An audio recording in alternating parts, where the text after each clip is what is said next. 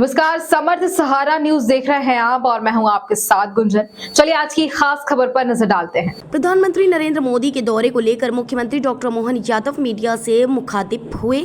उन्होंने बताया कि पीएम मोदी जब भी आए मध्य प्रदेश को नई सौगात देकर गए। पीएम ने मध्य प्रदेश को रेलवे में 15,500 करोड़ रुपए प्रतिवर्ष दिए। मोदी चुनावी माहौल में 5वीं बार आ रहे हैं। सीएम ने बताया कि प्रधानमंत्री सागर हरदा में सभा करेंगे और भोपाल में रोड शो करेंगे। 1 किलोमीटर का रोड शो होगा। मोदी जी के स्वागत के लिए 200 मंच सजाए जाएंगे। मंच से मोदी जी पर पुष्प वर्षा होगी। डॉक्टर मोहन यादव ने कहा कि बिना शोर मोदी जी रोड शो करते हैं। मोदी जी हाथ में कमल का फूल लेकर मौन रूप से भी वोट की अपील करते हैं। मोदी जी से बाकी पार्टियों को भी यह सीखना चाहिए। भगवा के प्रति कांग्रेस को आपत्ति होगी। हमारे मन में बरसों से भगवा है। हमारी संस्कृति उदार संस्कृति है।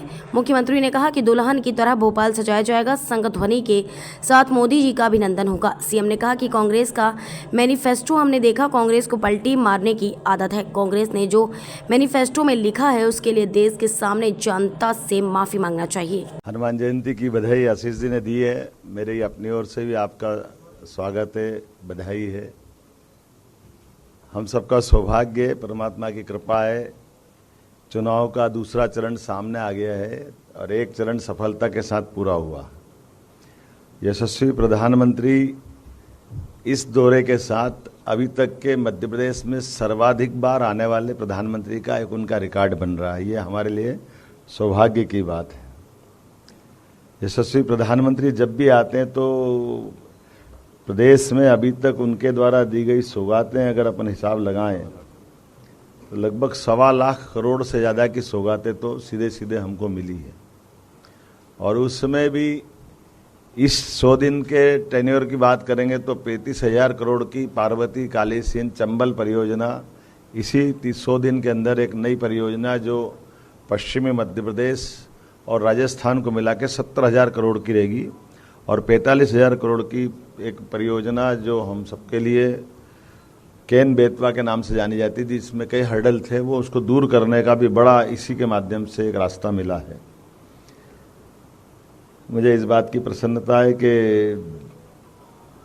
अक्टूबर 2014 में और ख़ास करके सब मिला करके 2 अक्टूबर 2023 में ग्वालियर में 19,000 करोड़ की ऐसे करके कई भूमि पूजन, लोकार्पण, शिलान्यास के पुराने रिकॉर्ड देखें, उसकी तुलना में नए रिकॉर्ड हम देखेंगे तो माननीय प्रधानमंत्री जी के सब क्षेत्रों में समान रूप से जितना ध्यान देना चाहिए थे मध्य प्रदेश का, जो हम स्लोगन चला रहे थे कि एमपी के मन में मोदी और मोदी के मन में एमपी। अकेले रेलवे का मैं बताना चाहूँगा कि रेलवे का 2013 के पहले 150 करोड़ रुपया मात्र हमारे राज्य को मिलता है। आज की स्थिति में 15,500 करोड़ रुपया रेलवे प्रतिवर्ष अपनी इन व्यवस्थाओं के लिए खर्च कर रही है।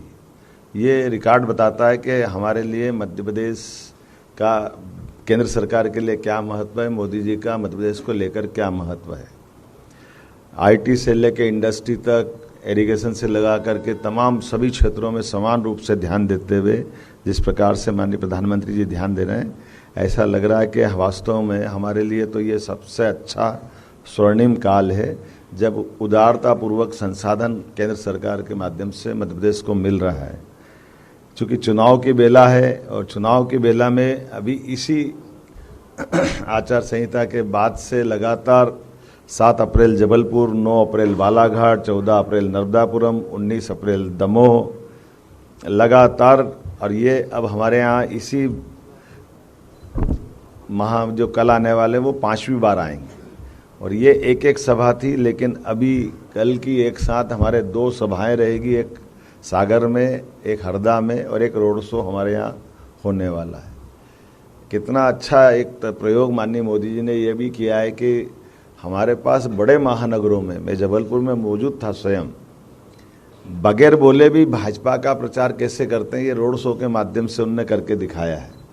मेरे हाथ में भी कमल का फूल दिया, उनने भी कमल के फूल का चिन्ह लिया और मुंह से एक शब्द नहीं बोला, लेकिन पूरे रोड शो में कमल के फूल की जो हमारी इस चुनाव में सबसे ज़्यादा प्रचार की ज़रूरत है, तो ये भी एक कितना एक अनुपम तरीका है कि हमारे रोड शो में अंदर की तरफ घुस करके अपनी बात भी पूरी कर दो और वो आम सभा के लायक सारा तामझाम भाषणबाजी वगैरह कुछ न करते हुए मौन रूप से भी अपने वोट की अपील करते हैं। ये यूनिक प्रयोग वाकई अद्भुत है।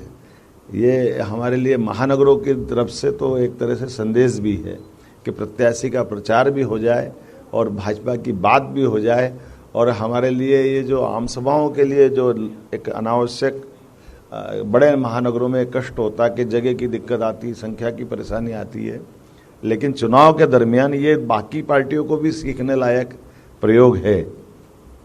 मैं उम्मीद कर रहा हूं कि जिस प्रकार से मोदी जी आ रहे हैं और ये हमारे लिए भोपाल आना है, उनके लिए हमारे लिए सौभाग्य की बात है।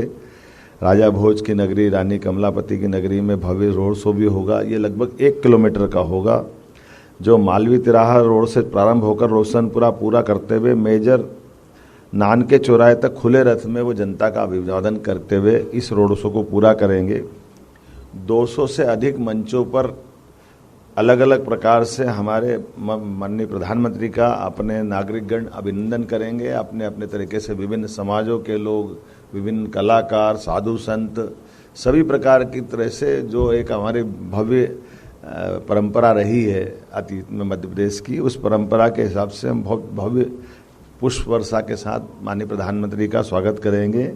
और जैसा कि कहा गया है, कांग्रेस ने जो बोलना बोले, उनको भगवा से आपत्ति हो सकती होगी, लेकिन हमने तो कहा कि भगवा के प्रति ऐसी आपत्ति होना, ये इस आपत्ति पे हमारी आपत्ति है कि इनके मन में जो होगा होगा, लेकिन हमारे मन में तो भगवा के लिए सदैव युगों युगों से भारत में हमारा अपना भगवा, भारत माता के अगर चिन्ह की कल्पना करें, भारत माता के चित्र की, तो उनके हाथ में ध्वज कौन सा है।